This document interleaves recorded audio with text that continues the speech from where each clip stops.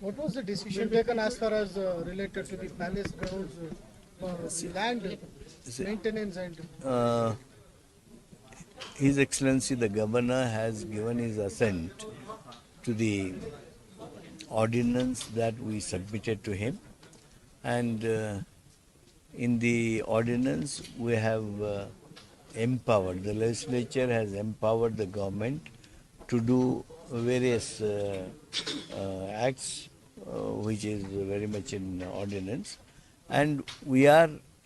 now going ahead with the empowered authority. There is 1,250 approximately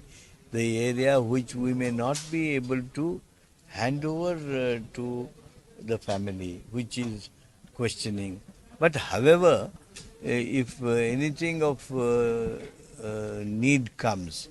we may think of giving compensation if we can't